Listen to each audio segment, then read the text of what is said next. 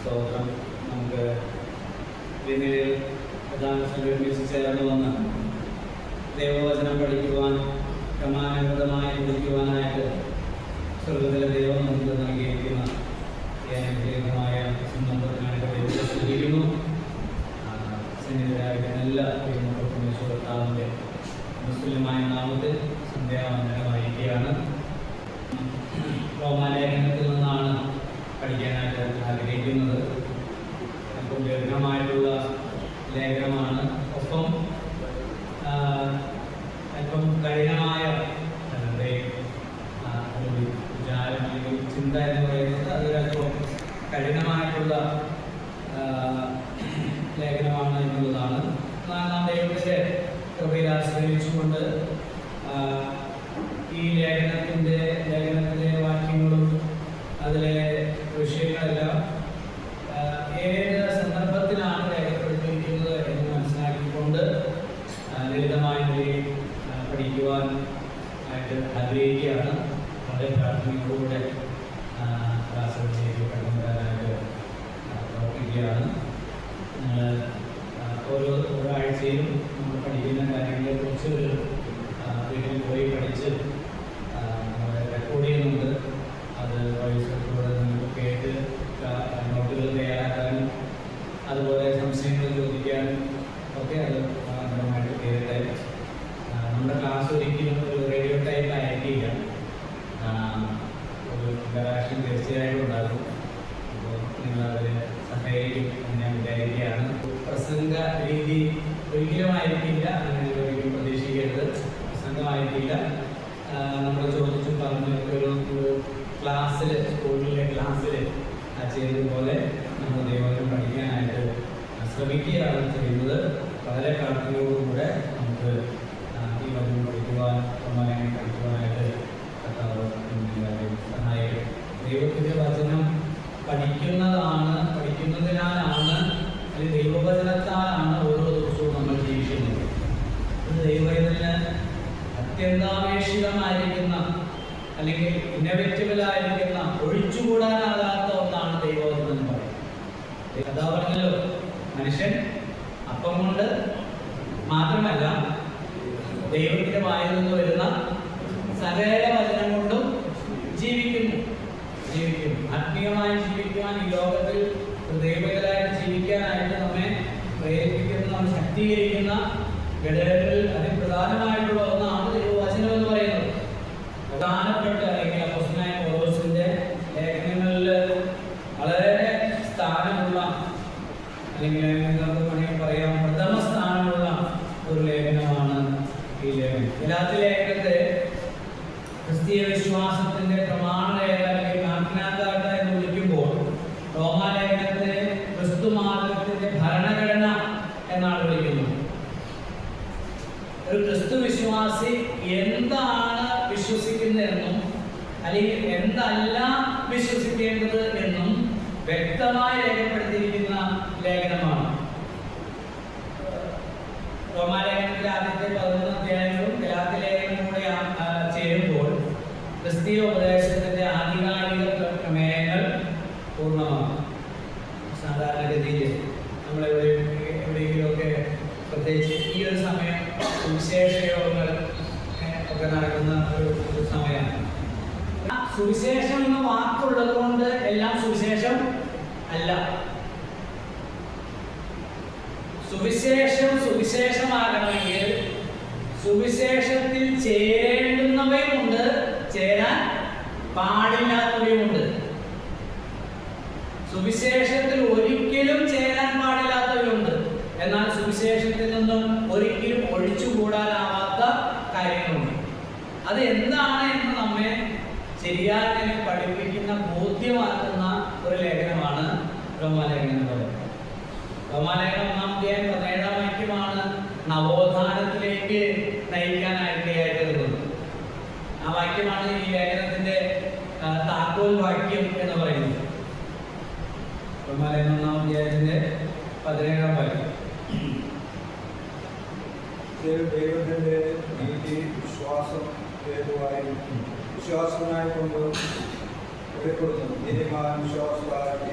ആ നീതിമാൻ വിശ്വാസത്താൽ ജീവിക്കും. വിശ്വാസത്താൽ ജീവിക്കും എന്ന് പറഞ്ഞാൽ എന്താ? ജീവിക്കണമെങ്കിൽ വിശ്വാസം വേണം, അതാണോ? നീതിമാനായി തീരണമെങ്കിൽ അതെന്തിനാലാണ്? വിശ്വാസത്താലാണ്. റോമാലേഖനത്തിന്റെ പ്രമേയം അതാണ്. എന്താണ്? വിശ്വാസത്താലുള്ള നീതീകരണം. ഗലാത്യലേഖനത്തിന്റെ പ്രമേയം അത് തന്നെയാണ്, വിശ്വാസത്താലുള്ള നീതീകരണം. അതുകൊണ്ടാണ് പറഞ്ഞത് റോമാലേഖനത്തിലെ ആദ്യത്തെ 11 അധ്യായങ്ങളും ഗലാത്യലേഖനം കൂടി ചേരുമ്പോൾ ക്രിസ്തീയ പ്രമാണത്തിന്റെ അല്ലെങ്കിൽ ക്രിസ്തീയ വിശ്വാസത്തിന്റെ അടിസ്ഥാന പ്രമാണങ്ങൾ പൂർണ്ണമാണ്. അത് പഠിച്ചിരിക്കാൻ വളരെ അത്യന്താപേക്ഷിതമാണ്. 16ാം നൂറ്റാണ്ടിൽ ജീവിച്ചിരുന്ന മാർട്ടിൻ ലൂതർ എന്ന് പറയുന്ന മനുഷ്യൻ, അദ്ദേഹം ഒരു പുരോഹിതൻ, അപ്പോൾ തന്നെ ഒരു യൂണിവേഴ്സിറ്റി പ്രൊഫസറും കൂടിയായിരുന്നു, സർവകലാശാല അധ്യാപകനായിരുന്നു. അപ്പൊ അദ്ദേഹം ദൈവവചനം വായിച്ചു വന്നപ്പോൾ, ഈ റോമാലേഖനം വായിച്ചപ്പോഴാണ് പെട്ടെന്ന് മനസ്സിലായത്, അയ്യോ, ഞാൻ ചെയ്തുകൊണ്ടിരിക്കുന്ന അല്ലെങ്കിൽ ഞാൻ പുരോഹിതനായി നിവർത്തിച്ചു കൊണ്ടിരിക്കുന്ന കാര്യങ്ങളൊക്കെ ക്രിസ്തുവിന്റെ സുവിശേഷത്തിന് വിരോധമാണല്ലോ, ക്രിസ്തുവിന്റെ സുവിശേഷത്തിൽ ചേരാൻ പാടില്ലാത്ത കാര്യങ്ങളാണല്ലോ എന്ന് അദ്ദേഹത്തിന് മനസ്സിലായത്. അങ്ങനെ അദ്ദേഹം വീണ്ടും ആവർത്തിച്ച് വായിച്ചപ്പോൾ എനിക്ക് മനസ്സിലായി, നീതീകരണം വിശ്വാസത്താലാണ്. നീതീകരണം വിശ്വാസത്താലാണ്. അവിടെയാണ് നവോത്ഥാനം ആരംഭിക്കുന്നത്. അല്ലെങ്കിൽ നവോത്ഥാനത്തെ ഇങ്ങനെ ദേശീയദൈവങ്ങൾ അതിനെക്കുറിച്ച് പറയുന്നത് നവോത്ഥാനം എന്നുള്ളതിനേക്കാൾ പൂർവീകരണം എന്നാണ്. പൂർവീകരണം പുതുതായ എന്തെങ്കിലും കാര്യങ്ങൾ കൊണ്ടുവന്നതല്ല, പിന്നെന്താ? പൂർവീകരണം. ശരിയിലേക്ക് എന്ത് ചെയ്തു? മടങ്ങിപ്പോയി, ശരിയിലേക്ക് തിരിച്ചു പോവുകയാണ് ചെയ്തത്. അപ്പോൾ മാർട്ടിൻ ലൂതർ എന്തെങ്കിലും പുതിയത് കൊണ്ടുവന്നതാണോ? അല്ല, വചനത്തിലുള്ള സത്യങ്ങളെ അത് മതം തമസ്കരിച്ച, മതം തങ്ങളുടെ അധികാരം ഉപയോഗിച്ച് അടിച്ചമർത്തിയ സുവിശേഷ സത്യങ്ങളെ പുറത്തു കൊണ്ടുവന്നു. അത് ലോകത്തിന്റെ കണ്ണിലേക്ക്, വെളിച്ചത്തിലേക്ക് കൊണ്ടുവന്നു എന്നുള്ളത് മാത്രമാണ്. അപ്പൊ അത് പുതിയ കാര്യമല്ല, അത് ദൈവത്തിലുള്ള കാര്യമാണ്. അപ്പോൾ ഈ വിശ്വാസത്താലുള്ള നീതീകരണം എല്ലാ കാലത്തും വെല്ലുവിളി നേരിടുന്ന ഒരു സത്യമാണ്, അല്ലെങ്കിൽ ഒരു ഉപദേശ സത്യമാണ്. എല്ലാ കാലത്തും, ഈ കാലത്തും ഉണ്ട്. നമ്മൾ ഈ റോമാലേഖനം പഠിച്ചു കഴിയുമ്പോൾ എൻ്റെ ജീവിതത്തിൽ വലിയ മാറ്റം ഉണ്ടാക്കിയതാണ് ഈ റോമാലേഖനം, എബ്രായലേഖനം, ഗലാത്യലേഖനം ഒക്കെ. അപ്പോൾ ദൈവവചനം പഠിക്കുമ്പോൾ ഉള്ള ഒരു പ്രത്യേകത എന്ന് പറയുന്നത്, നമ്മൾ ആരാണെന്ന് നമുക്ക് ബോധ്യപ്പെടും, ഒരു തിരിച്ചറിവുണ്ട്. ഈ ലേഖനം പഠിച്ചു കഴിയുമ്പോൾ നമുക്കത് ഉണ്ടാകും. തീർച്ചയായും ആത്മാർത്ഥമായിട്ട് നമുക്കതിനൊരു പാഷൻ വേണം. നമ്മൾ നടക്കുമ്പോഴും എടുക്കുമ്പോഴും ഒക്കെ ഈ പഠിക്കുന്ന കാര്യങ്ങൾ എന്ത് ചെയ്യണം? ഒത്തിരി നമ്മൾ ജോലി ചെയ്യുന്ന സമയത്തും വീട്ടിലാരെങ്കിലും പണിയെടുക്കുമ്പോഴും ബൈക്ക് ഓടിക്കുമ്പോഴും കാർ ഓടിക്കുമ്പോഴും ഓട്ടോ ഓടിക്കുമ്പോഴും ഒക്കെ എന്ത് ചെയ്യാം? ചിന്തിക്കാം. ഞാനിങ്ങനെ സാധാരണ പറയാറുണ്ട്, പറമ്പിൽ, ഞങ്ങൾക്ക് പറമ്പൊക്കെ, അപ്പൊ പറമ്പിൽ പണിയെടുക്കുമ്പോൾ നമ്മൾ റോമാലേഖനത്തിലാണ്. അതെങ്ങനെ നമ്മൾ ചിന്തിച്ചുകൊണ്ടിരിക്കും. ഇപ്പോൾ നമുക്ക് അതൊരു ആസ്വാദികരമായിട്ട് തീരാനായിട്ട് ലേഖനത്തിന്റെ ഗ്രന്ഥകർത്താവ് അപ്പോസ്തലനായ പൗലോസാണ്. 1-ാം അധ്യായത്തിന്റെ 2-ാം വാക്യത്തിൽ നമ്മൾ കാണുന്നത് എഴുതിയ കാലം, രചനാകാലം, സ്ഥലം എന്ന് പറയുന്നത് അപ്പോസ്തലനായ പൗലോസിന്റെ 3-ാം മിഷണറി യാത്രയുടെ ഒടുവിൽ, അപ്പോസ്തലനായ പൗലോസിന്റെ 3-ാം മിഷണറി യാത്രയുടെ ഒടുവിൽ കൊരിന്തിൽ വെച്ചാണ് ഈ ലേഖനം എഴുതിയിട്ടുള്ളത്. ചില വാക്യങ്ങൾ ഞാൻ പറയാം, അത് നിങ്ങൾ കുറിച്ചെടുത്താൽ മതി. അധികം ഞാൻ വിശദീകരിക്കുന്നില്ല. റോമാലേഖനം 15-ാം അധ്യായത്തിന്റെ 22 മുതൽ 25 വരെയുള്ള വാക്യങ്ങൾ. റോമാലേഖനം 15-ാം അധ്യായം 22 മുതൽ 25 വരെയുള്ള വാക്യങ്ങൾ. അതുപോലെ അതിൻ്റെ തന്നെ 26, 27, 28 വാക്യങ്ങൾ. റോമാലേഖനം 16-ാം അധ്യായത്തിന്റെ 1-ാം വാക്യം. റോമർ 16-ന്റെ 1. റോമാലേഖനം 16-ന്റെ 1 നമ്മൾ വായിക്കുന്നത്, നമ്മുടെ സഹോദരിയും കെൻക്രയ സഭയിലെ ശുശ്രൂഷക്കാരനുമായ ഫേബയെ നിങ്ങൾ വിശുദ്ധന്മാർക്ക് യോഗ്യമാവണ്ണം കർത്താവിന്റെ നാമത്തിൽ കൈക്കൊണ്ട് അവൾക്ക് നിങ്ങളുടെ സഹായം വേണ്ടുന്ന ഏത് കാര്യത്തിലും സഹായിക്കേണ്ടതെന്ന് ഞാൻ നിങ്ങളെ അനുമതിപ്പിക്കുന്നു.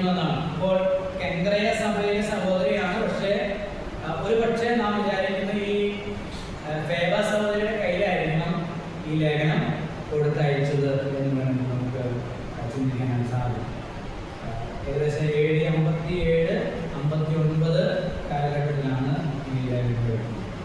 ഈ ലേഖനത്തിന്റെ സ്വീകർത്താക്കളായ റോമയിലുള്ള വിശുദ്ധന്മാർ അവര് ജാതികളിൽ നിന്ന് വിശ്വാസത്തിലേക്ക് വന്നവരാണ് എന്ന് നമുക്ക് മനസ്സിലാക്കാനായിട്ട് സാധിക്കും. 1-ാം അധ്യായത്തിന്റെ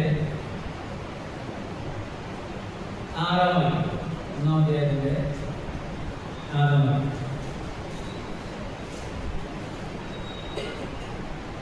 ഞങ്ങൾ അവന്റെ നാമത്തിനായി സകല ജാതികളുടെയും ഇടയിൽ വിശ്വാസത്തിന് അനുസരണം വരുത്തേണ്ടതിന് കൃപയും അപ്പോസ്തലനും പ്രാപിച്ചത്. അടുത്ത വാക്യം. അവരിൽ യേശുക്രിസ്തുവിനായി വിളിക്കപ്പെട്ട നിങ്ങളും ഉൾപ്പെട്ടിരിക്കുന്നു.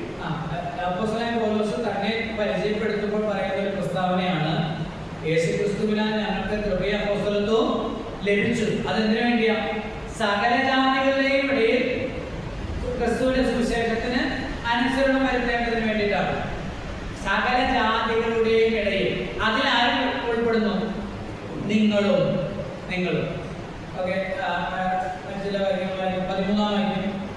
എന്നാൽ സഹോദരന്മാരെ, എനിക്ക് ശേഷം ജാതികൾ എന്ന പോലെ നിങ്ങളിലുമല്ല. ശേഷം ജാതികളിലും എന്ന പോലെ നിങ്ങളിലും. അപ്പോൾ റോമിലുള്ള വിശുദ്ധന്മാർ യഹൂദന്മാരിൽ നിന്ന് വിശ്വാസത്തിൽ വന്നവരാണോ? അല്ല, ജാതികളിൽ നിന്ന് വന്നവരാണ്. അപ്പോൾ 11-ാം അധ്യായം 13-ാം വാക്യം. നേരത്തെ നമ്മൾ വായിച്ച വാക്യമാണത്. എന്നാൽ ജാതികളായ നിങ്ങളോട് ഞാൻ പറയുന്നത്, ജാതികളായ നിങ്ങളോട് പറയുന്നത്. അതിന് 28-ാം വാക്യം. സുവിശേഷം സംബന്ധിച്ച് നിങ്ങൾ നിമിത്തം ശത്രുക്കൾ, തിരഞ്ഞെടുപ്പ് സംബന്ധിച്ചും നിമിത്തം പ്രിയന്മാർ. ഇവിടെ അവർ എന്ന് പറയുന്നത് ആരെ കുറിച്ചാണ്? ഇസ്രായേലിനെ സംബന്ധിച്ചാണ്, യഹൂദന്മാരെ സംബന്ധിച്ചാണ്. അപ്പൊ നിങ്ങൾ, അവർ ഇസ്രായേല്, അത് പറയുന്നുണ്ടല്ലോ 9-ാം അധ്യായത്തിന്റെ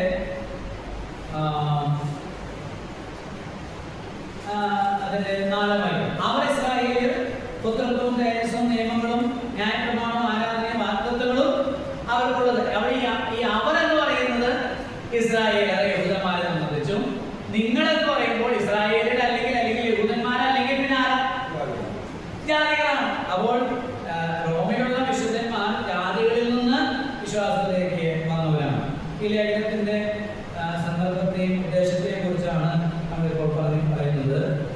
അപ്പോൾ തന്നെ 1-2 വാക്കുകൾ ഒരു കൺഫ്യൂഷൻ വരാൻ സാധ്യതയുള്ള 1-2 പ്രയോഗങ്ങളുണ്ട്. 4-ാം അധ്യായത്തിന് 1-ാം വാക്യത്തിൽ ഇങ്ങനെയാണ്, എന്നാൽ നമ്മുടെ പൂർവ്വപിതാവായ അബ്രഹാം, നമ്മുടെ പൂർവ്വപിതാവായ. അപ്പൊ നമ്മുടെ എന്ന് പറയുകയാണെങ്കിൽ ഈ അനുവാചകർ ആരായിരിക്കണം? യഹൂദന്മാരായിരിക്കണം, ഇസ്രായേലിലായിരിക്കണം. അപ്പൊ ഒരു പക്ഷേ ഈ റോമിലുള്ള വിശുദ്ധന്മാര് ഹെലനിസ്റ്റിക് ജ്യൂസ് ആണോ? ആയിരിക്കാം ഒരു പക്ഷേ. അത് മനസ്സിലാക്കാനായിട്ട് നമുക്ക് വായിക്കാം. അപ്പോസ്തല പ്രവൃത്തി 2-ാം അധ്യായം. എന്നാലും കൂടെ ശ്രദ്ധിക്കുകയാണെങ്കിൽ മനസ്സിലാക്കാവുന്നതേ ഉള്ളൂ. അപ്പോസ്തല പ്രവൃത്തി 2-ാം അധ്യായത്തിന്റെ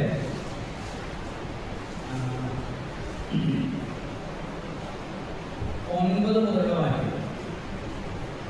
ഭക്തരും മേദ്യരും ഏലാമ്യരും മെസൊപ്പൊത്തേമിയയിലും യഹൂദയിലും കപ്പദോക്യയിലും പൊന്തോസിലും ആസിയയിലും തുർക്കിയിലും പംഫിലിയയിലും മിസ്രയീമിലും കുറേനയ്ക്ക് ചേർന്ന ഇന്ത്യാപ്രദേശങ്ങളിലും പാർക്കുന്നവരും റോമയിൽ നിന്ന് വന്ന് പാർക്കുന്നവരും യഹൂദന്മാരും യഹൂദ മതാനുസാരികളും അവിടെ നമ്മൾ വായിക്കുന്നത് യഹൂദന്മാരും എന്താ? ഇവര് പല സ്ഥലങ്ങളിലും ഏകദേശം 16 രാജ്യങ്ങളിൽ നിന്ന് ഈ എവിടെ വന്നിരിക്കുന്നപ്പോ യെരുശലേമിൽ. എന്തിനാ വന്നത്? പെന്തക്കോസ്ത് പെരുന്നാൾ ആചരിക്കാനാണ് വന്നത്. പെന്തക്കോസ്ത് പെരുന്നാൾ ആചരിക്കാൻ. അപ്പൊ ഈ വന്നവരെല്ലാവരും അബ്രഹാമിൽ നിന്ന് ജനിച്ച അബ്രഹാമിന്റെ സന്തതികളായ യഹൂദന്മാരാണോ? ആണോ? അല്ല, യഹൂദന്മാരും യഹൂദ മതാനുസാരികളും ആയ ആളുകളാണ്. അപ്പോ യഹൂദ മതാനുസാരികളായി തീരുമ്പോൾ സ്വാഭാവികമായിട്ട് അവർക്ക് യഹൂദ മതത്തോട് ബന്ധമുണ്ടാകുന്നു. ന്യായപ്രമാണം പഠിച്ചവര് ഒക്കെയാണ്. നമ്മൾ അതുകൊണ്ടാണ് ഈ റോമലേഖനം 7-ാം അധ്യായത്തിൽ ഇങ്ങനെ കാണുന്നുണ്ട്. 7-ാം അധ്യായത്തിൽ 1-ാം വാക്യം.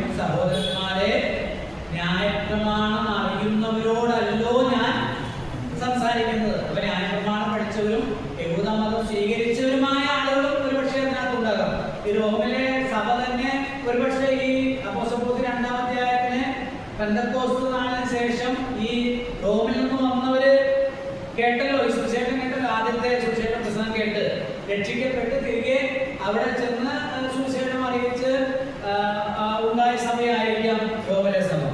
അപ്പോൾ ഏതൊരു കാര്യമാണെങ്കിലും ഒരു കാര്യം വ്യക്തമാണ്, റോമിലുള്ള വിശുദ്ധന്മാരിൽ ഏറിയ പങ്കും അല്ലെങ്കിൽ ഭൂരിപക്ഷവും തന്നെയും ജാതികളിൽ നിന്ന് വിശ്വാസത്തിലേക്ക് വന്ന ആളുകളാണ്. പൗലോസ് ലേഖനം എഴുതുന്നതിന്റെ രണ്ട് പ്രധാനപ്പെട്ട കാരണങ്ങൾ ചൂണ്ടിക്കാണിച്ച് നമുക്ക് ലേഖനത്തിലേക്ക് പ്രവേശിക്കാം. അതിന്റെ ആദ്യം ഒന്നാമത്തെ ലേഖനം 9 മുതൽ 13 വരെയുള്ള വാക്യങ്ങൾ. ഒന്നാമത്തെ ലേഖനം 9 മുതൽ 13 വരെയുള്ള വാക്യം. ഞാൻ ഇടവിടാതെ നിങ്ങളെ ഓർത്തുകൊണ്ട് ദൈവേഷ്ടത്താൽ എപ്പോഴെങ്കിലും നിങ്ങളുടെ അടുക്കൽ വരുവാൻ സാധിക്കേണ്ടതിന് എന്റെ പ്രാർത്ഥനയിൽ എപ്പോഴും വ്യാപിക്കുന്നു എന്നുള്ളതിനെ അവന്റെ പുത്രനെ കുറിച്ചുള്ള സുവിശേഷ പ്രവർത്തനത്തിൽ ഞാൻ ആത്മാവിൽ ആരാധിക്കുന്ന ദൈവം എനിക്ക് സാക്ഷി. ഒരു ആണയിട്ട് പറയുന്നത് പോലെ തോന്നുന്നുണ്ടോ? ശ്രദ്ധിച്ചു നോക്കി. ഞാൻ ഇടപെടാതെ നിങ്ങളെ ഓർത്ത് ദൈവേഷ്ടത്താൽ എപ്പോഴെങ്കിലും നിങ്ങളുടെ അടുക്കൽ വരുവാൻ സാധിക്കേണ്ടത് എന്റെ പ്രാർത്ഥനയിൽ എപ്പോഴും യാചിക്കുന്നു എന്നുള്ളതിന് അവന്റെ പുത്രനെ കുറിച്ചുള്ള സുവിശേഷ ഘോഷണത്തിൽ ഞാൻ എന്റെ ആത്മാവിനെ ആരാധിക്കുന്ന ദൈവം എനിക്ക് സാക്ഷി.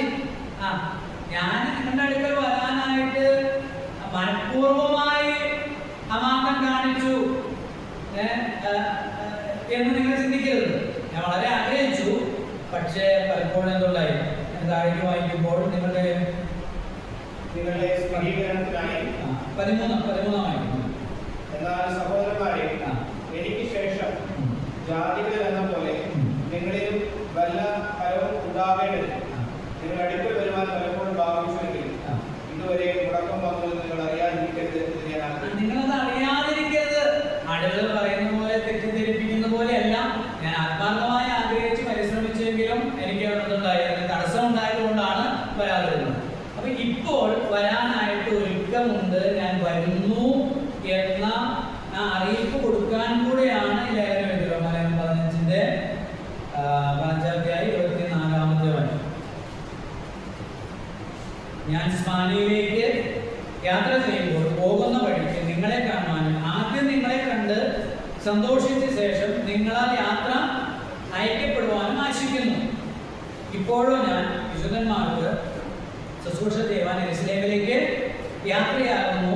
യെരൂശലേമിലെ വിശുദ്ധന്മാരെ ദരിദ്രരായവർക്ക് ഏതാനും ധർമ്മോപകാരം ചെയ്യുവാൻ മക്കതോനിയിലും അക്കായിലും ഉള്ളവർക്ക് ഇഷ്ടം തോന്നി. ഞാൻ പറഞ്ഞല്ലോ, ഈ ലേഖനം എഴുതിയ സ്ഥലത്തെ കുറിച്ച് പറഞ്ഞ് നേരത്തെ പറഞ്ഞെടുത്ത് ഈ വാക്യങ്ങൾ ഞാൻ പറഞ്ഞിരുന്നു. നിങ്ങൾ എഴുതിയിട്ടുണ്ട്, കുറിച്ചിട്ടുണ്ടെന്ന് വിചാരിക്കുന്നു.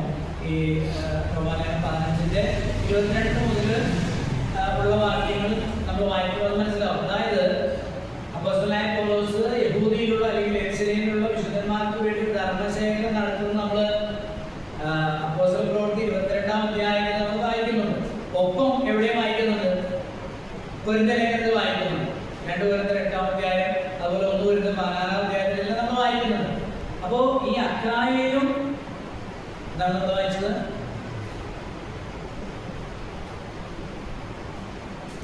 25-ാം വാക്യം.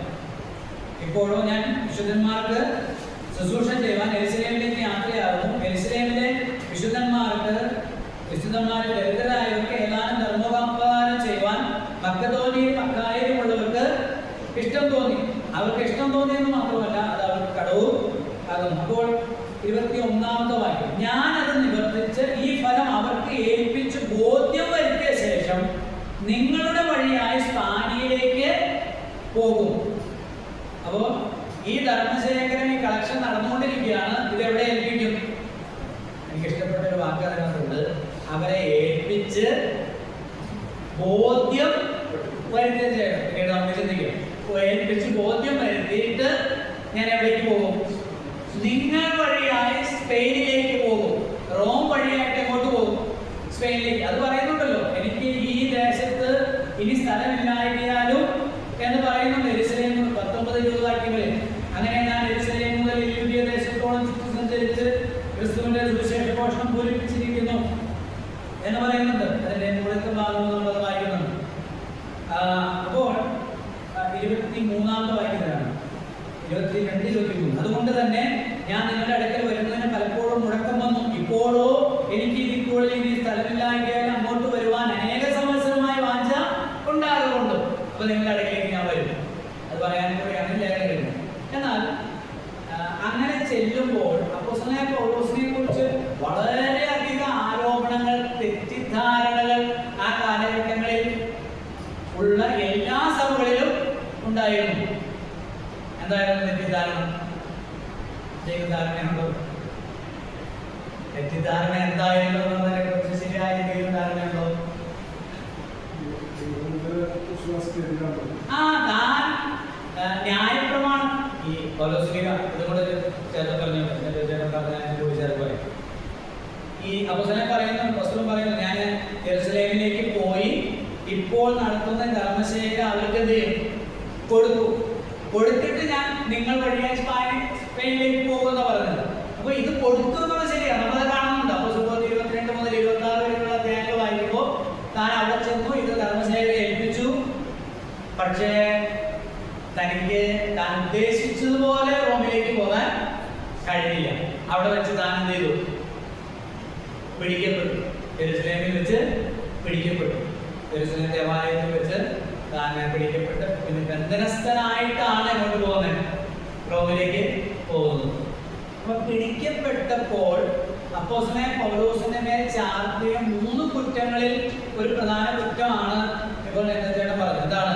ന്യായപ്രമാണത്തിന് വിരോധമായി സംസാരിക്കുന്നു. ന്യായപ്രമാണ വിരോധിയാണ്, ന്യായപ്രമാണത്തിന് വിരോധമായി സംസാരിക്കുന്നു. അതുപോലെ ഈ യെരൂശലേം നഗരത്തിന് എതിരായി സംസാരിക്കുന്നു. ഇതിനെ അട്ടിമറിക്കാനായിട്ട് ശ്രമിക്കുന്ന ഒരാളാണ്. ഈ കർത്താവിനെ എന്റെ മേൽ ചുമത്തിയ ഏകദേശം കുറ്റങ്ങൾ തന്നെയാണ് പൗലോസ്ലീഹയുടെ മേൽ ചുമത്തിയത്. അപ്പൊ ഈ ഒരു ആരോപണം അപ്പോസ്തലനായ പൗലോസിനെ സംബന്ധിച്ച് സഭകളിലെല്ലാം ഉണ്ടായിരുന്നു. അപ്പൊ സഭകളിലുണ്ടായിരുന്ന കുഴപ്പമെന്ന് ചോദിച്ചാല് കുഴപ്പമുണ്ട്. 1-ാം നൂറ്റാണ്ടിലെ മിക്കവാറും എല്ലാ സഭകളിലും ആരുടെ എണ്ണമായിരുന്നു കൂടുതൽ? യഹൂദന്മാരുടെ എണ്ണമാണ്. നമുക്കറിയാം അപ്പോസ്തലനായ പൗലോസിന്റെ 3 മിഷണറി യാത്രകൾ എടുത്താലും മിഷണറി യാത്രകളിൽ, സുവിശേഷ സന്ദേശ യാത്രകളിൽ ആദ്യം ഒരു പട്ടണത്തിൽ ചെന്നാൽ, ഒരു സ്ഥലത്ത് ചെന്നാൽ ആദ്യം ആരോടാണ് സുവിശേഷം അറിയിക്കുന്നത്? അല്ലെങ്കിൽ ആദ്യം എവിടെയാണ് പോകുന്നത്? സിനഗോഗിലാണ്, യഹൂദന്മാരുടെ പള്ളിയിൽ ചെന്നാണ് സുവിശേഷം അറിയിക്കുന്നത്. അതിനുശേഷമാണ് ആരോട് അറിയിക്കുന്നത്? ജാതികളോട് അറിയിക്കുന്നത്. അപ്പൊ ഈ സഭകളിലൊക്കെ ആരുണ്ട്? യഹൂദന്മാരായ ആളുകളുണ്ട്. അപ്പോൾ ആ യഹൂദന്മാരായ ആളുകളിലും ഒപ്പം ജാതികളുടെ ഇടയിലും ന്യായപ്രമാണവാദികളായ ആളുകൾ, പരിച്ഛേദനവാദികളായ ആളുകൾ, അങ്ങനെ ആളുകളുണ്ടോ? ഞാൻ കേട്ടിട്ടില്ലോ, വായിച്ചിട്ടില്ലോ.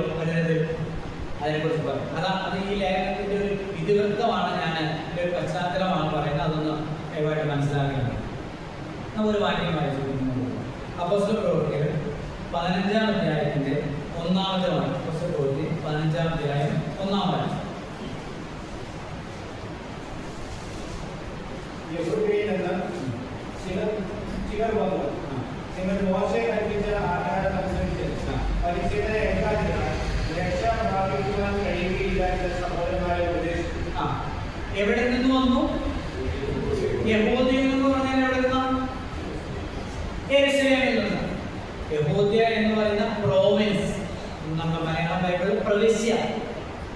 ആ കാലഘട്ടത്തിൽ ആരെ ഭരിച്ചുകൊണ്ടിരുന്നത്?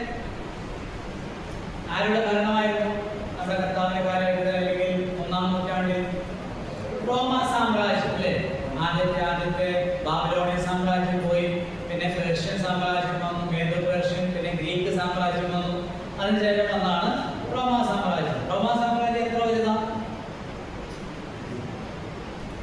ഇപ്പൊ നമ്മൾ വായിച്ചില്ല, നമ്മൾ വായിച്ചത് 15-ാം അധ്യായത്തില് അക്കായയിലും മക്കദോന്യയിലുമുള്ളവർക്ക്, മക്കദോന്യ അക്കായ കീഴാണ്ട് മുതൽ ഒരുങ്ങിയിരിക്കുന്നു എന്ന് മക്കദോന്യക്കാരോട് ഞങ്ങൾ പ്രശംസിക്കുന്നതിന് എന്ന് നമ്മൾ വായിക്കുന്നത്. അപ്പൊ ഈ അക്കായ, മക്കദോന്യ, യഹൂദ്യ, ഗലീലിയ അല്ലേ?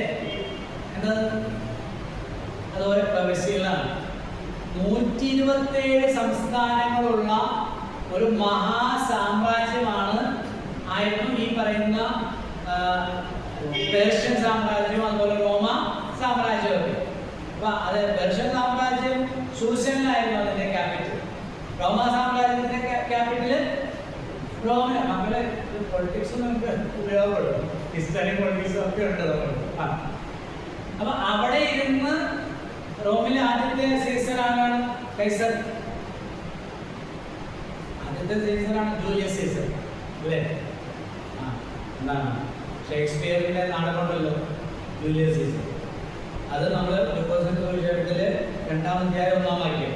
അഗസ്തോസ് സീസറിന്റെ കാലത്ത് ലോകമൊക്കെയും പേര് ചാർത്തണമെന്ന് കൽപ്പനയുണ്ടായി. അഗസ്തോസ് സീസറിന്റെ അമ്മാവനായിരുന്നു. ഈ ജൂലിയസ് സീസറിന്റെ അനന്തരവനാണ് ആര്? Augustus Caesar. അപ്പോൾ ഈ അങ്ങനെയുള്ള ആ സീസർമാർ ഭരിച്ച റോമാ സാമ്രാജ്യത്തിലെ 100-ലധികം പ്രവിശ്യകളിൽ ഒരു പ്രവിശ്യയാണ് ഇത് യഹൂദ്യ എന്ന് പറയുന്നത്. ആ യഹൂദിയിലെ ജെറുസലേം. വേറൊരു പ്രവിശ്യയാണിത് ഗലീല. അത് നമ്മൾ വായിച്ചറിയാം. ഈ 2-ാം അധ്യായം 1-ാം വാക്യവും 3-ാം അധ്യായം 1-ാം വാക്യവും വായിച്ചറിയാം. ഹെരോദേസ് ഗലീലയിലും അവന്റെ സഹോദരനായ ഫിലിപ്പോസ് ഇതുവരെ പ്രദേശങ്ങളിലും ഒക്കെ അവരെന്തായിരുന്നു? ഗവർണർമാരായിരുന്നു. ഓക്കെ,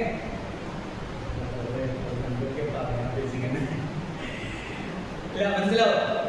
അപ്പോ ആ യഹൂദയിലെ ജെറുസലേമിൽ നിന്ന് ഒരു കൂട്ടം ആളുകൾ വന്ന് എവിടെ വന്നു? അതവിടെ എഴുതിയിട്ടില്ലേ? ഇപ്പൊ 15-1 നമ്മൾ വായിച്ചില്ലേ? യഹൂദിയിൽ നിന്ന് ചിലർ വന്ന് നിങ്ങൾ മോശ കൽപ്പിച്ച ആചാരം അനുസരിച്ച് പരിശീലന ഏൽക്കാതെ രക്ഷ പ്രാപിപ്പാൻ കഴിയില്ല. അവ എവിടെ വന്നു അവിടെ പറഞ്ഞിട്ടില്ല.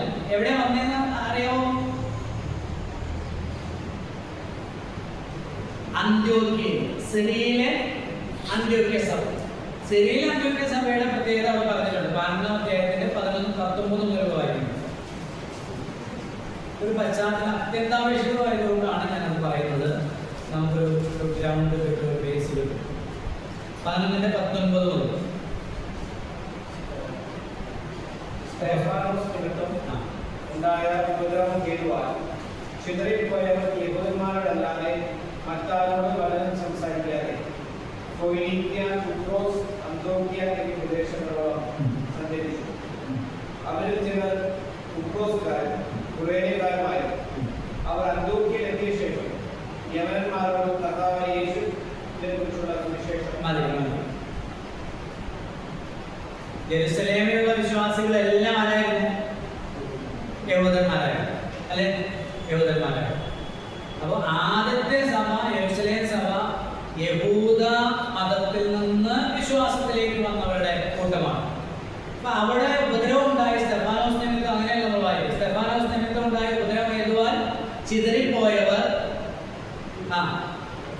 ആരോട് സംസാരിച്ച് സുവിശേഷം അറിയിച്ച്? യഹൂദന്മാരോടല്ലാതെ മറ്റാരോടും സുവിശേഷം അറിയിച്ചില്ലെന്നാ അല്ലേ? ചിതറിപ്പോയവർ യഹൂദന്മാരോടല്ലാതെ മറ്റാരോടും അതിനം സംസാരിച്ചില്ല. അവരെവിടെയൊക്കെ സംസാരിച്ചു?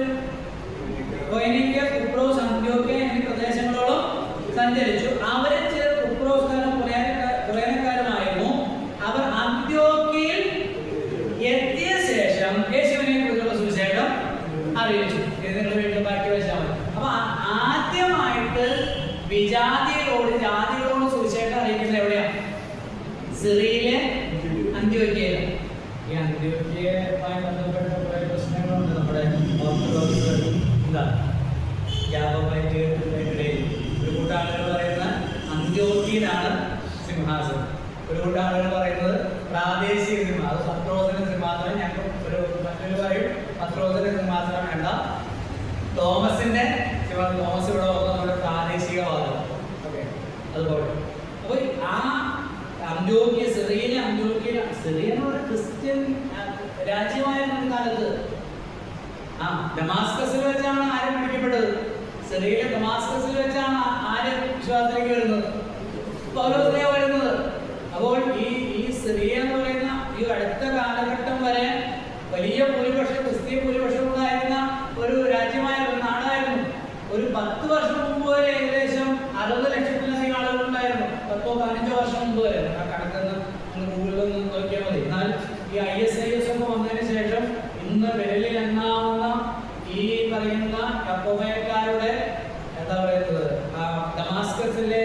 പള്ളികൾ പോലും ശരിയായ നിലയിൽ അവിടെ ചലിപ്പിക്കാൻ അവർക്ക് കഴിയാത്ത അവസ്ഥയിലേക്ക് വന്നു. അപ്പോൾ അവിടെയായിരുന്നു ആദ്യത്തെ വിജാതീയ സഭ രൂപം കൊണ്ടത്. അവിടേക്ക് താഴെ നമ്മൾ വായിക്കാതെ പറയുകയാണ്, അവിടേക്ക് യെരുശലേമിലെ സഭ ആരെ അയച്ചു? ബർന്നബാസിനെ അയച്ചു. ബർന്നബാസ് അവിടെ ചെന്നപ്പോൾ വായിച്ചു പോകും. 21 വായിക്കുന്നത്, കർത്താവിന്റെ കൈ അവരോടുകൂടെ ഉണ്ടായിരുന്നു. വലിയൊരു കൂട്ടം വിശ്വസിച്ച് കർത്താവിലേക്ക് തിരിഞ്ഞു. അവരെ കുറിച്ചുള്ള ഈ വർത്തമാനം യെരുശലേമിലെ സഭയിലെത്തിയപ്പോൾ അവർ ബർന്നബാസിനെ അന്ത്യോക്യയോളം പറഞ്ഞയച്ചു. അവർ ചെന്ന് ദൈവകൃപ കണ്ട് സന്തോഷിച്ചു. എല്ലാവരും ഹൃദയനന്ദനത്തോടെ കർത്താവിനോട് ചേർന്ന് നിൽക്കണം പ്രബോധിപ്പിച്ചു. അവൻ നല്ല മനുഷ്യനും പരിശുദ്ധാത്മാവിനാൽ വിശ്വാസത്താലും നിറഞ്ഞവനുമായിരുന്നു. വളരെ പുരുഷാലും കർത്താവിനോട് ചേർന്നു. അവൻ ശൗലിനെ തിരുവാൻ തർസോസിലേക്ക് പോയി. അവനെ കണ്ടെത്തിയാറെ അന്ത്യോക്യയിലേക്ക് കൂട്ടിക്കൊണ്ടുവന്നു. അവർ ഒരു സംവത്സരം മുഴുവൻ സഭായോഗങ്ങളിൽ പങ്കെടുക്കുകയും പൊതുജനത്തെ ഉപദേശിക്കുകയും ചെയ്തു പോന്നു. 13-ാം അധ്യായം 1 മുതൽ 3 വരെയുള്ള വാക്യം. അന്ത്യോക്യയിലെ സഭയിൽ ബർന്നബാസ്, നീഗർ എന്നു പേരുള്ള ശിമോൻ, കുറേനക്കാരനായ ലുക്യോസ്, ഇടപ്രഭുവായ ഹെരോദാവോട് കൂടെ വളർന്ന മനായേൽ, ശൗൽ എന്നീ പ്രവാചകന്മാരും ഉപദേഷ്ടാക്കന്മാരും ഉണ്ടായിരുന്നു. അവർ കർത്താവിനെ ആരാധിച്ചും ഉപവസിച്ചും കൊണ്ടിരിക്കുമ്പോൾ ഞാൻ ബർന്നബാസിനെയും ശൗലിനെയും വിളിച്ചിരിക്കുന്ന വേലയ്ക്കായി അവരെ എനിക്ക് വേർതിരിപ്പിനെന്ന് പരിശുദ്ധാത്മാവ് പറഞ്ഞു. അങ്ങനെ അവർ ഉപവസിച്ച് പ്രാർത്ഥിച്ച് അവരുടെ മേൽ കൈവച്ച് അവരെ ആരുടെ മേൽ കൈവച്ച്? ബർന്നബാസിന്റെയും ശൗലിന്റെയും, അതായത് പൗലോസിന്റെയും. ബർന്നബാസ് എവിടുത്തെ കാരണം? എവിടെ നിന്നാണ് അന്ത്യോക്യ സഭയിലേക്ക് വന്നത്? യെരുശലേമിൽ നിന്ന്. പൗലോസിനെതിരായ അപ്പോസ്തലനായ പൗലോസിനെ നേരത്തെ പരിചയമുണ്ട് ബർന്നബാസ്. അപ്പോ തനിക്ക് തന്നെ ശുശ്രൂഷ നിവർത്തിക്കാൻ കഴിയില്ല എന്ന് മനസ്സിലാക്കിയിട്ട് ബർന്നബാസ് പോയി ആരെ കൂട്ടിക്കൊണ്ടുവന്നു? പൗലോസിനെ കൂട്ടിക്കൊണ്ടുവന്ന് അവര് ഏകദേശം 1 വർഷത്തോളം ആ സഭയിൽ എന്ത് ചെയ്തു? ശുശ്രൂഷിച്ചു. സഭായോഗങ്ങളിൽ പങ്കെടുക്കുകയും ബഹുജനത്തെ ഉപദേശിക്കുകയും ചെയ്തു. സഭായോഗങ്ങൾ എന്ത് ചെയ്യണം? പങ്കെടുക്കണം. ബഹുജനത്തെ ഉപദേശിച്ചു. അങ്ങനെ അവര് ആത്മീയമായ ശുശ്രൂഷകളിൽ നിരന്തരമായി പങ്കെടുത്ത് മുന്നോട്ട് പോയിക്കൊണ്ടിരിക്കുമ്പോഴാണ് പരിശുദ്ധാത്മാവ് പറഞ്ഞത് ബർന്നബാസിനെ ശൗലിനെ എന്ത് ചെയ്യണം? ഞാൻ അവരെ പരിമേൽപ്പിച്ചിരിക്കുന്ന വേലയ്ക്കായിട്ട് അയക്കണം. അപ്പോൾ സഭയിലെ മൂപ്പന്മാരും ആയവർ അവരുടെ മേൽ കൈവച്ചവരെ പ്രാർത്ഥിച്ചയച്ചു. അങ്ങനെയാണ് 1-ാം മിഷണറി യാത്ര ആരംഭിക്കുന്നത്. അവിടെ 13-ാം അധ്യായത്തിന്റെ 4 മുതലുള്ള വാക്യങ്ങൾ 13-4 മുതൽ 14-ന്റെ ഒടുവിലത്തെ വാക്യം വരെ 1-ാം മിഷണറി യാത്രയാണ്. ഇനി നമ്മൾ 14-ാം അധ്യായത്തിന്റെ ഒടുവിലത്തെ വാക്യങ്ങൾ വായിക്കാം. 26 മുതലുള്ള വാക്യം. അവിടെ നിന്ന് കപ്പൽ കയറി അന്ത്യോക്യയിലേക്ക് പോയി തങ്ങൾ നിവർത്തിച്ച വേലയ്ക്കായി ദൈവകൃപയിൽ അവരെ പരമേൽപ്പിച്ചയച്ചത് അവിടെ നിന്ന് ആയിരുന്നുവല്ലോ. കണ്ടോ? അപ്പോൾ ഇപ്പോൾ പൗലോസും ബർന്നബാസും എവിടെയാണ്? അന്ത്യോക്യയില, സിറിയയിലെ അന്ത്യോക്യ. സിറിയയിലെ അന്ത്യോക്യ സമയം എങ്ങനത്തെ സമയം? ജാതികളിൽ നിന്ന് വിശ്വാസത്തിലേക്ക് വന്നവരുടെ കൂട്ടമാണ്. ഇനി 15 വായിച്ചു നോക്കി. യഹൂദയിൽ നിന്ന് ചിലർ വന്ന് നിങ്ങൾ മോശ കൽപ്പിച്ച ആചാരം അനുസരിച്ച് പരിച്ഛേദന ഏൽക്കാനാൽ രക്ഷ പ്രാപിക്കാൻ. അപ്പൊ യഹൂദയിൽ നിന്ന് യെരുശലേമിൽ നിന്ന് ഒരു കൂട്ടം ആളുകൾ എവിടെ വന്നു? അന്ത്യോക്യ സഭയിൽ വന്ന് ഈ വിജാതിയരിൽ നിന്ന് വിശ്വാസത്തിലേക്ക് വന്ന സഹോദരന്മാരോട് പറയാണ്, വെറുതെ വിശ്വസിച്ചാൽ ഒന്നും സ്വർഗത്തിൽ പോകാമെന്ന് വിചാരിക്കേണ്ട, രക്ഷ പ്രാപിക്കാൻ കഴിയില്ല. നിങ്ങൾ എന്തുകൂടെ ചെയ്യണം? ഞങ്ങൾ ആരാന്നറിയാമോ? ഞങ്ങള് യഹൂദന്മാരാണ്, അബ്രാഹാമിന്റെ സന്തതികളാണ്. അപ്പൊ ഞങ്ങൾ വിശ്വസിച്ചു, രക്ഷിക്കപ്പെട്ടു. നിങ്ങൾ ആദ്യം ആരാകണം? നിങ്ങൾ യഹൂദനാകണം. യഹൂദനായിട്ട് നിങ്ങൾ എന്ത് ചെയ്യണം? വിശ്വസിച്ചാലേ നിങ്ങൾക്ക് രക്ഷ പ്രാപിക്കാൻ കഴിയുകയുള്ളൂ. എല്ലാ കാലത്തും ഈ ഒരു പ്രശ്നമുണ്ട്. എല്ലാ കാലത്തും എല്ലാ മതവിഭാഗങ്ങളും പഠിപ്പിച്ചുകൊണ്ടിരിക്കുന്ന ക്രൈസ്തവ മതം ഉൾപ്പെടെ പഠിപ്പിച്ചുകൊണ്ടിരിക്കുന്ന ഒരു കാര്യമാണ് വിശ്വസിച്ചു എന്ന് പറഞ്ഞിട്ട് കാര്യമൊന്നും ഇല്ല. ഓരോ ആളുകൾ പറയുന്നത് ഞങ്ങൾ പറഞ്ഞു, ഞങ്ങൾ നിയോഗിച്ചിരിക്കുന്ന, ഞങ്ങൾ കൽപ്പിച്ചാൽ കഴിയുന്ന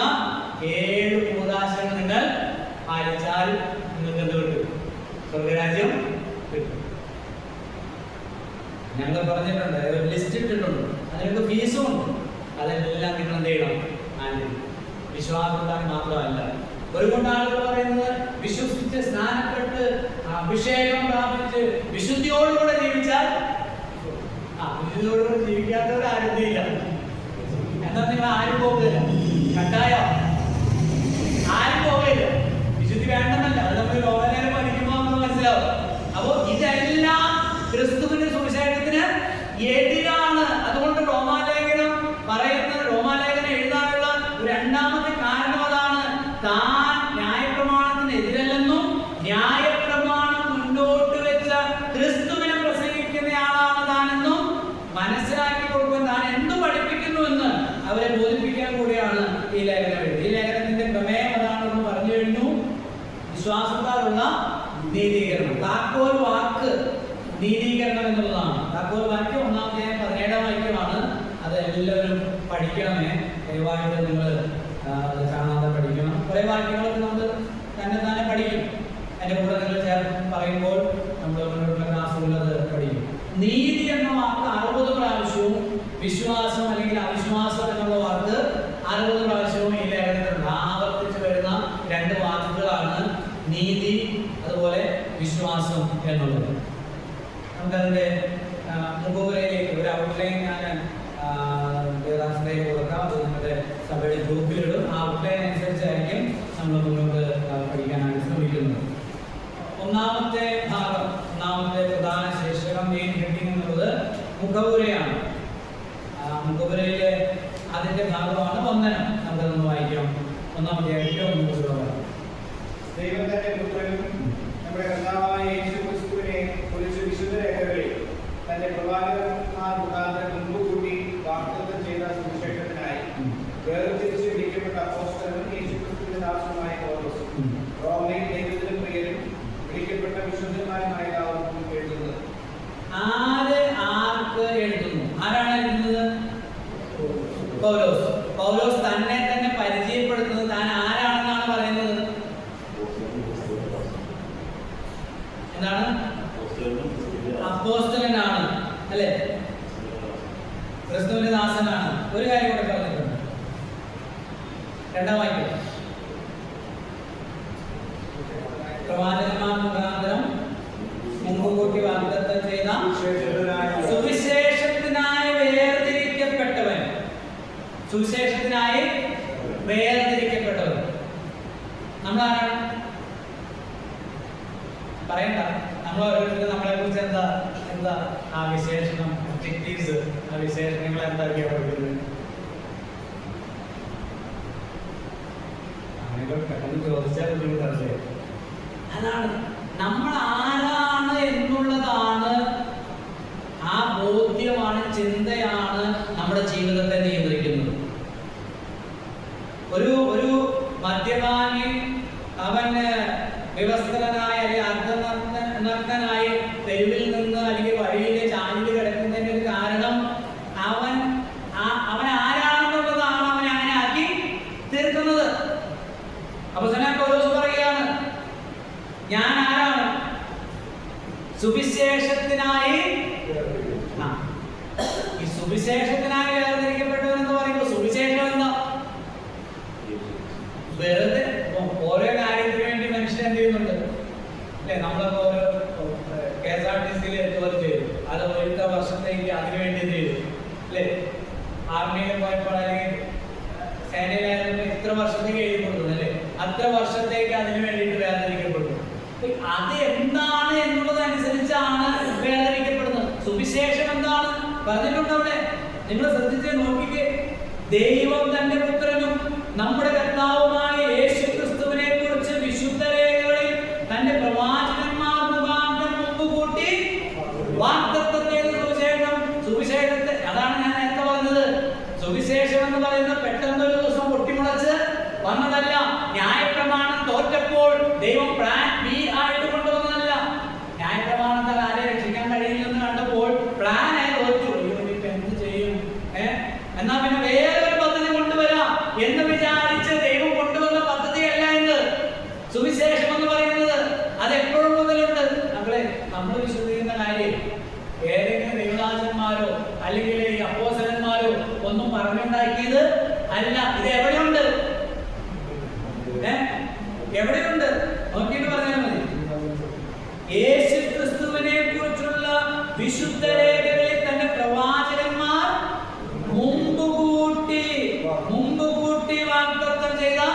സുവിശേഷം 16-ാം അധ്യായത്തിൽ പൗലോസ് അവിടെ ഈ ലേഖനത്തിൽ തന്നെ പറയുന്ന ഒരു കാര്യം കൂടെ പറഞ്ഞ് നിർത്താവുന്നതാണ്.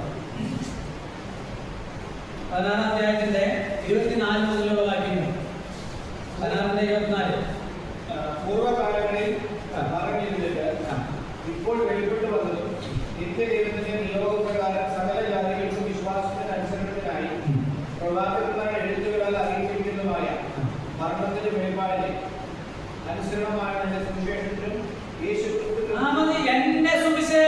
എന്റെ സുവിശേഷം എന്ന് പറഞ്ഞ് തോന്നുന്നത് പറയല്ല. ഒരു കൂട്ടം ആളുകൾ തെറ്റിദ്ധാരണ വരുത്തിയാണ് പൗലോസ് അവിടുന്ന് ഇവിടുന്നൊക്കെ കുണ്ടും മുറിയും ഒക്കെ ചേർത്ത് തന്റേതായ സുവിശേഷം പറയുകയാണ്. അല്ല, ഇത് എവിടെയുള്ളതാ? പൂർവകാലങ്ങളിൽ മറഞ്ഞിരുന്നിട്ട് ഇപ്പോൾ തന്നെ വിശുദ്ധ അപ്പോസ്തലന്മാർ പ്രവാചകന്മാരിലൂടെ ദൈവം വെളിപ്പെടുത്തിയ സുവിശേഷം. ഓ സ്തോത്രം! എനിക്ക് വളരെ സന്തോഷം തരുന്ന ഒരു ഭാഗമാണ് പൗലോസിന്റെ സാക്ഷ്യങ്ങൾ. 3 സാക്ഷ്യങ്ങൾ അപ്പോസ്തലപ്രവൃത്തിയിലുണ്ട്. അതിൽ 26-ാം അധ്യായത്തിൽ ഒന്ന് വായിച്ചു പോകാം, ഓടിച്ചൊന്ന് വായിക്കണം. 26-ാം അധ്യായം താൻ ബന്ധനസ്ഥനായി ചങ്ങല ധരിച്ചുകൊണ്ട് സാക്ഷ്യങ്ങൾ പറയുന്നുണ്ട്. നിങ്ങളത് വായിക്കുന്നത് ശ്രദ്ധിച്ചു വായിക്കണം. അങ്ങനെ ഒടുവിലായിട്ട് താൻ പ്രതിവാദം പറയുകയാണ്. എവിടെയാണ് പ്രതിവാദം പറയുന്നത്? അതായത് ഫെസ്തോസ്, അതുപോലെ അഗ്രിപ്പ രാജാവ് മുതലായവർ വന്നിരിക്കുന്ന അവരുടെ മുമ്പിൽ വെച്ച് 100 ആളുകളുടെ മുമ്പിൽ വെച്ച് താൻ പറയുകയാണ്. അത് നിങ്ങൾ 26-ാം അധ്യായം 1 മുതൽ ആ പ്രതിവാദം കാണുന്നുണ്ട്, സാക്ഷ്യം കാണുന്നുണ്ട്. എന്നാൽ മുഴുവൻ വായിക്കാൻ സമയമില്ലാത്തതുകൊണ്ട് ഒടുവിലൊക്കെ ഭാഗം വായിക്കുകയാണ്. 20 മുതൽ 19 മുതൽ വായിക്കാം. അതുകൊണ്ട് അഗ്രിപ്പ രാജാവേ, ഞാൻ സ്വർഗീയ ദർശനത്തിന് അനുസരണക്കേട് കാണിക്കാതെ ആദ്യം ദമസ്കോസിലും യെരൂശലേമിലെ യഹൂദ ദേശത്തുള്ളവരോട് ഓടും പിന്നെ ജാതികളോടും മാനസാന്തരപ്പെട്ട ദൈവത്തിലേക്ക് തിരിഞ്ഞ് മാനസാന്തരത്തിന് യോഗ്യമായ പ്രവൃത്തികൾ ചെയ്യണമെന്ന് പ്രസംഗിച്ചു. ഇത് നിമിത്തം യഹൂദന്മാർ ദേവാലയത്തിൽ വെച്ച് എന്നെ പിടിച്ചു കൊല്ലുവാൻ ശ്രമിച്ചു. എന്നാൽ ദൈവത്തിന് സഹായം ലഭിക്കാൻ ഞാൻ ഇന്ന് വരെ നിൽക്കുകയും ചെറിയവരോടും വലിയവരോടും സാക്ഷ്യം പറഞ്ഞു പോരുകയും ചെയ്യുന്നു. 23-ാം വാക്യം, അതാണ് കോർ കണ്ടന്റ്. ക്രിസ്തു കഷ്ടം അനുഭവിക്കുകയും മരിച്ചവരുടെ പുനരുത്ഥാനത്തിൽ ആദ്യനായി ജനത്തോടും ജാതികളോടും വെളിച്ചമറിയിക്കുകയും ചെയ്യുമെന്ന് പ്രവാചകന്മാരും മോശയും ഭാവികാലത്തെ കുറിച്ച് പ്രസ്താവിച്ചതൊഴികെ വേറെയൊന്നും ഞാൻ എന്നെ പിടിക്കാനും ബന്ധിക്കാനും വിസ്തരിക്കാനും പോകുന്ന ഒരു കുറ്റവും ഞാൻ ചെയ്തിട്ടില്ല. ഈ യഹൂദന്മാർ എന്റെ നേരെ പറയുന്ന ആരോപണങ്ങളുണ്ടല്ലോ, അത് നിരന്തരമാണ്.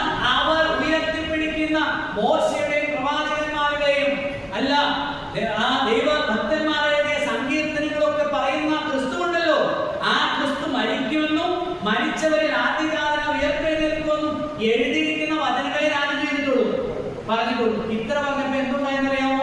എന്താ ഉണ്ടായത്? 24-ാം വാക്യം, ഇങ്ങനെ പ്രതിപാദിക്കേ ഫെസ്തോസ്, പൗലോസേ, നിനക്ക് ഭ്രാന്തുണ്ട്, വിദ്യാബഹുത്വത്താൽ നിനക്ക് ഭ്രാന്ത് പിടിച്ചിരിക്കുന്നു എന്ന് ഉറക്കെ പറഞ്ഞു. അതിന് പൗലോസ്, രാജശ്രീ ഫെസ്തോസേ, എനിക്ക് ഭ്രാന്തില്ല, ഞാൻ സത്യവും സുബോധമായ വാർത്തകളെ സംസാരിക്കുന്നത്. രാജാവിന് ഇതിനെക്കുറിച്ച് അറിവുണ്ട്. രാജാവിന് ഇതിനെക്കുറിച്ച് അറിവുള്ളതുകൊണ്ട് ഞാൻ അവനോട് ഭാഗ്യത്തോടെ സംസാരിക്കുന്നു. അവന് ഇതൊന്നും മറവായിരിക്കുന്നില്ല എന്ന് പറഞ്ഞാൽ അഗ്രിപ്പ രാജാവിന് തിരുവചനം അറിയാം, ന്യായപ്രമാണം അറിയാം, പ്രവചന പുസ്തകങ്ങൾ വായിച്ചിട്ടുണ്ട്, മനസ്സിലാക്കിയിട്ടുണ്ട്. 22-ാം വാക്യം, അഗ്രിപ്പ രാജാവെ, പ്രവാചകന്മാരെ വിശ്വസിക്കുന്നു എന്ന് എനിക്ക് അറിയാം. ഉടനെ അഗ്രിപ്പ രാജാവ് എന്ന് പറയുന്നു, എന്ത് പറഞ്ഞു? നീ അല്പം കൊണ്ട് എന്നെ, നീ ക്രിസ്ത്യാനിയായി തീരുവാൻ നീ എന്നെ അല്പം കൊണ്ട് എന്ത് പറഞ്ഞു? അല്പം കൊണ്ടാകട്ടെ, അധികം കൊണ്ടാകട്ടെ, ഈ ചങ്ങല കയ്യിലുണ്ട്, ചങ്ങല കെട്ടിയിട്ടാ പറയുന്നത്. ദൈവങ്ങളെ, ബന്ധനസ്ഥനായ ഒരു മനുഷ്യനുണ്ടല്ലോ, റോമാ സാമ്രാജ്യത്തിന്റെ ഒരു പ്രവിശ്യയിലെ ഗവർണർമാരുടെ നടുവിൽ തീ കത്തിക്കെത്തി. ഞാൻ വിശ്വസിക്കുന്ന സുവിശേഷം എന്താണ് എന്ന ബോധ്യം. ഓ സ്തോത്രം! അത് ഇന്നലെ ഉണ്ടായതല്ല, ആരെങ്കിലും പറഞ്ഞ് പ്രേമാശ ചെയ്ത് കൊണ്ടുവന്നതല്ല. ഇതും ദൈവം അനാദികാലം മുതലേ ആ ദൈവത്തിൽ മറഞ്ഞു കിടന്ന മർമ്മം പൂർവ്വകാലങ്ങളിൽ അപ്പോ ആ പ്രവാചകന്മാർക്ക് മറഞ്ഞിരുന്നിട്ട് ഇപ്പോൾ വെളിപ്പെടുത്തപ്പെട്ട സുവിശേഷം. ആ സുവിശേഷത്തിന് വേണ്ടി വേർതിരിക്കപ്പെട്ടവരും ആ സുവിശേഷത്തിന്റെ അപ്പോസ്തലനും ആ സുവിശേഷത്തിന്റെ നായകനായിരിക്കുന്ന ക്രിസ്തുവിന്റെ ദാസനുമാണ് ഞാൻ. കർത്താവ് നമ്മെല്ലാവരെയും